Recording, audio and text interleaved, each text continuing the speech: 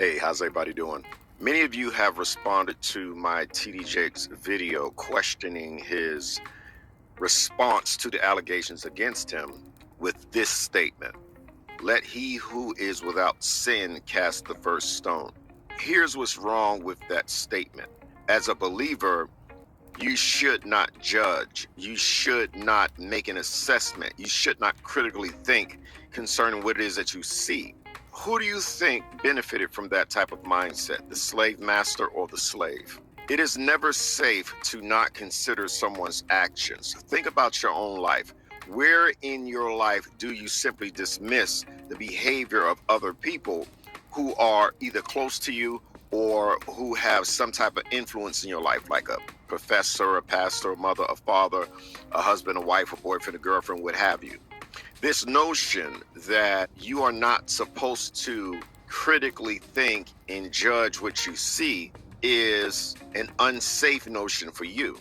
If your child or loved one or someone you really care about was being attacked in front of you, would you pray, turn the other cheek, not cast a stone because you have sin, or would you take action? I'm sure you would take action.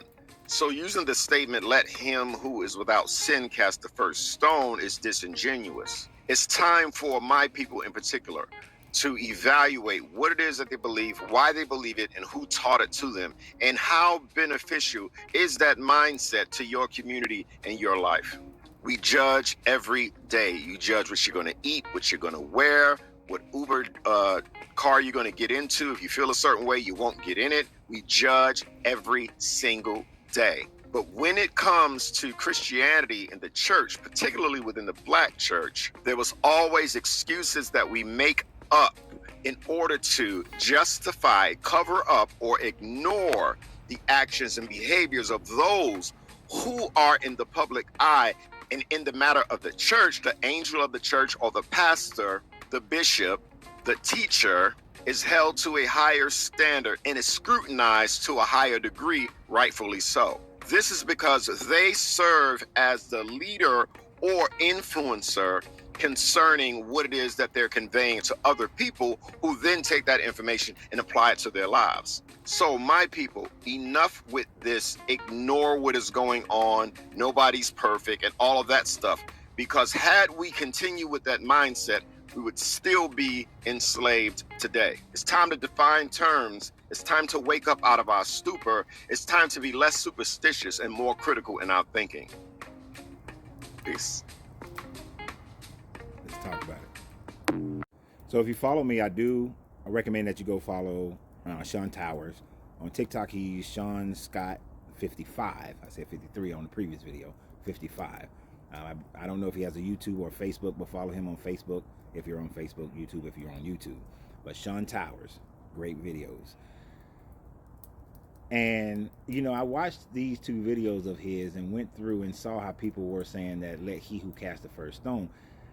This is an emotional thing for people because people don't like for their heroes or their sheroes to be invalidated. And in this instance, TD Jakes, a hero to so many people, is being invalidated with his accusations of going to these sex parties. Now, they take this story of let he who is without sin cast the first stone.